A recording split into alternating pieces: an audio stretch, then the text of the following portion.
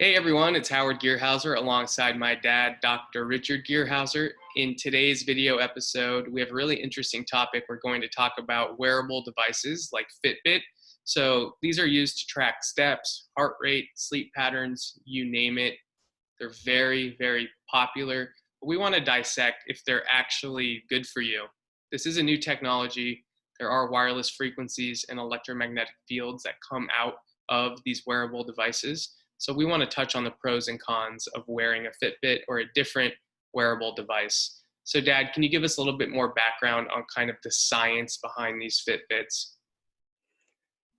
Okay, well, knowing your heart rate, heart rate monitor. So the Fitbit is kind of an advanced version. The heart rate monitor's been around a long time.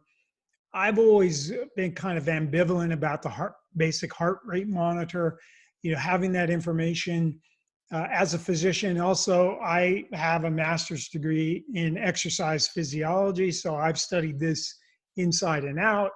And I was also a competitive athlete, so I've read the literature about how the heart rate correlates to, your intensity of your exercise and the ability of your recovery. So one of the things a heart rate monitor could sometimes be good for is if your heart rate, after you learned your issues of where your heart rate normally is when you're intensely exercising and when you're recovered from exercise and know those levels, then you could use that information. Or if your heart rate didn't come down to normal, it stayed elevated, you could probably bet that you were overtraining. So they have some value. And once you learn that, okay, when I'm maxed out, my heart rate's 180, and when I'm going at a level where I feel like I'm working, but I can still have a conversation, I'm at 130, that kind of tells you, where you are as far as whether you're burning mostly fat or you're having to burn your glycogen stores, because as your intensity goes up, you burn more glycogen. So these things can give you some information. The trouble with that information is that the data with like how many calories you burn, you plug in your weight, you plug in your sex, but it's a rough guess. So people use these today as if they go out and exercise and they go, okay, I'm going to have a piece of chocolate cake later today. And I know that chocolate cake is 400 calories. And so I'm going to run on the treadmill until I reach 400 calories so that that chocolate cake won't hurt me. Well, that's faulty thinking.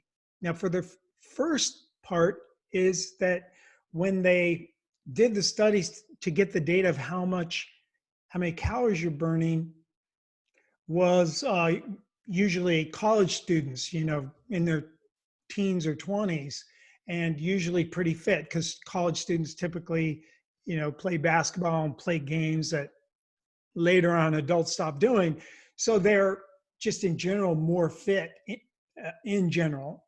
And so that their calorie burn, if they have a lot more muscle than you do as a percentage of their body weight, they're going to burn a lot more calories. So the 400 calories, you may only burn half that amount if you're older or you just have a different body structure. So many things come in that it's a guess. It's not even accurate. So unless you go into the metabolic lab and actually compare it directly of your heart rate, how many calories you're burning, that is not accurate enough to hang yourself on that chocolate cake indulgence. Plus the mindset of doing that, rewarding yourself with chocolate cake, something that, I'm not saying chocolate cake is bad, but we tell you not to eat processed food, not to eat sugar or excessive amounts of sugar. Try to eat a natural foods diet. Chocolate cake's not a natural food. I'm sorry to break it to you. So I think these things can create problems, and we can't depend on the data. And then to use it as a reward, your reward is going to be you're going to eat some pizza because you burn so many calories. That is not, I think, a good way to exercise, a good way to live your life of rewarding yourself with chocolate cake or pizza or whatever it is. Like, oh, okay, I can't feel fulfilled until I burn 400 calories. And that 400 calories is really 200 calories. Not that that even matters, but just the idea that we think that that matters. And for me, I gave up all these trackers because for me, it's about enjoying exercise, feeling uplifted after it. And the most important thing is feeling like I want to exercise because I'm feeling good. I have some energy. You know, humans used a lot of energy, especially our ancient ancestors. And so, yes, we want to push the envelope to do what our ancient ancestors had to do. We don't have to do it anymore. So we go to the gym or wherever. But these devices, I think, put us in the wrong mindset. It seems that the devices kind of put us into this, let's eat more, let's exercise more, let's just more of everything.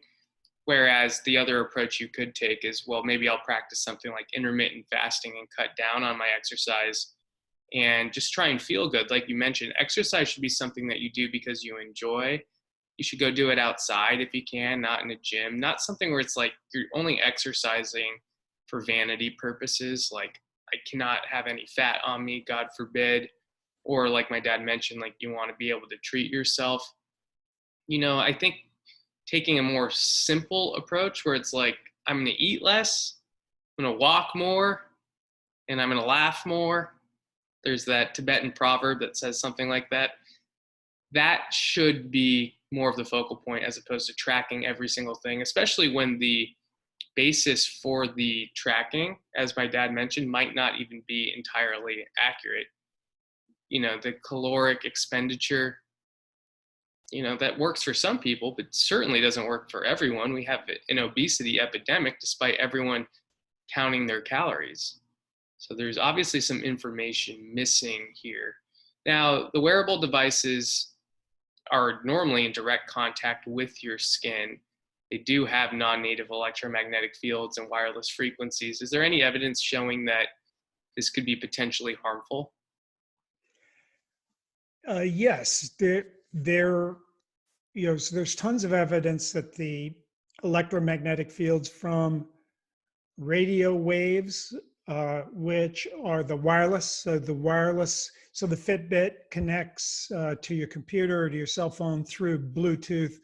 And then I think there's also a variety of the Fitbit that connects to Wi-Fi. So these wireless signals, Bluetooth and Wi-Fi, have these radio frequency fields that have been proven in hundreds and hundreds of studies now to have biologic effects. And as far as I've seen, none of those biologic effects are good. You know, so it damages sperm, it increases inflammation, it causes cancer in rats. The World Health Organization has identified the wireless frequencies as a possible carcinogen. So they're related to cancer. There's studies that show that there's more brain cancers on the side of the head where the cell phone's used versus a cancer on the other side. So there is some pretty strong evidence that it's regulated to brain cancer. A government study showed that it definitely causes rare tumors in rats. So we know it has biologic effects. We don't know for sure that it's going to cause cancer, it's going to kill you. There's things out there that are reported that these Fitbits can cause headaches, mood changes, sleep problems, there's a lot of skin irritation. You know, the company blamed it on the adhesives in the band and the metal in the Fitbit, that it caused, you know, thousands of skin rashes. Now, you know, it's possible the skin rashes could have been from EMF. But what does the company say about all this? They go, well, they fall well within the standards of the Federal Communications Commissions, which it's called the SAR level, which is the specific absorption rate. So this specific absorption rate is archaic because what it's really measuring is how much microwave, that's another name for these waves. So they're called, it gets confusing because they're called radio frequency, and then we call them wireless. but they also are called microwaves. So that's three different names for the same thing. These microwaves, as you know, a microwave oven, when you put, you know, a steak in there or a TV dinner, that it heats up. It gets very hot. So the safety research was done on an adult-sized, mannequin filled with water, and the safety limits were when that water was getting heated, that would be the cutoff level to where it's safe. Okay, if it doesn't heat the water inside the mannequin's head, then it's safe. If it does heat the water, well, it's unsafe. Well, remember I told you there's hundreds and hundreds of studies now that show these biologic effects, damaging sperm, causing tumors, and many, many other things. None of those are at the level they heat anything. So the Federal Communications Commission is what's called a captured agency. They're completely run by who they regulate. Who they regulate makes all their decisions. So as an example, the United States has levels that are way higher than most other rich nations in the world. Like most of the European nations have much, much lower safety levels.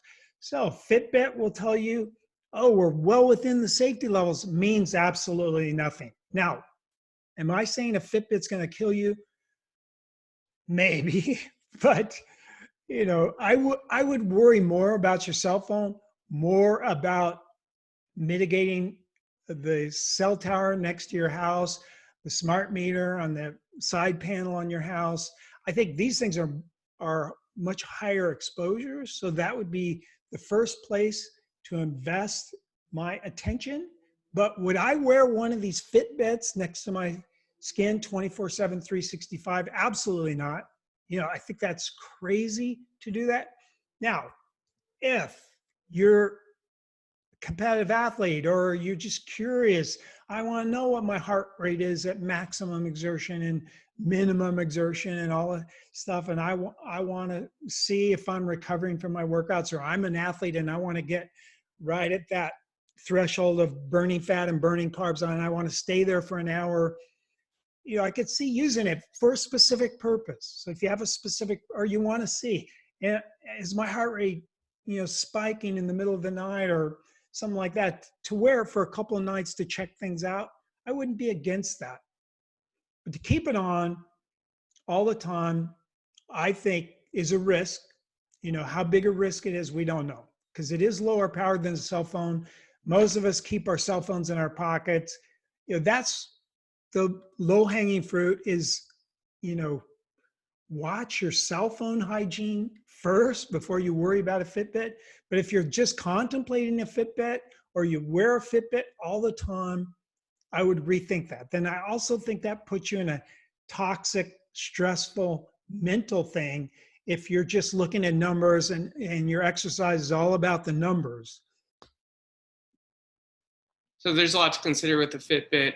Again, if you're going to use one, at least give yourself a break from it. Don't have it on all the time. I know a lot of the recommendations are to wear them when you're sleeping so you can measure various numbers that relate to sleep. Probably doesn't make sense to have that on 24/7. But if you want to experiment, just give yourself a break from it. But as my dad mentioned, there's other electromagnetic fields that might be of a higher priority to get addressed before the Fitbit. Practice safe cell phone use. We have a video on that. Practice EMF mitigation. We have a video on that. So you might want to check those ones out. But something to think about before wearing a Fitbit. I don't wear a Fitbit or an Apple Watch or anything like that because I don't want all of that, that EMF touching my skin. And I don't really see the value in the numbers either. But let us know your thoughts. Dad, anything you want to add before we sign off? Well, there's another aspect of the Fitbit and these devices in that because the company gets the information too. And it's a kind of a way to spy on us. So here, I think Google bought Fitbit. So you can think of, so Google's going to use this somehow to know what to market to us. Then Google's getting into the pharmaceutical business. Well, you could see how they're using this data possibly for marketing purposes. You could say if you're a Google marketer, you could say, well, that's good. I want people to market things that I need based on my heart rate or based on how well I'm sleeping or based on how high my heart rate average is, showing that I'm stressed or whatever. So it's another way for Big Brother to monitor us, and and who knows how deep that goes or how deep the plans are for that going, and of course how that's going to progress once we get the RFID chips implanted in us, which a lot of people are talking about now. Hey, I want to swipe my hand over the credit card scanner. I don't want to have to carry a wallet or a credit card. I want the chip in me. So having the chip in you is just a bigger, stronger Big Brother. The Fitbit is kind of a tiny step in that direction. It's another thing to think about when you think that the companies that are dealing with big data are the ones that are buying. Apple's already a huge big data collector, and of course so is Google. Yeah, and then there's also the 23andMe that Google is kind of behind. So who knows if having this information is necessarily bad. It's just you need to be aware that this is going on. Bringing awareness to it will prevent you from just being a victim of it. So just be aware that this is going on. Make a conscious choice of what you're going to do. And if you are going to wear the Fitbit or any wearable device, like I mentioned, just make sure you're giving yourself a break. Make sure you're doing the other things that can help mitigate some of these exposures. So I think that's it. This was a quick video today. We'll see you guys on the next one. Thanks, Dad. Okay, thanks. Do you want to maybe think of one more?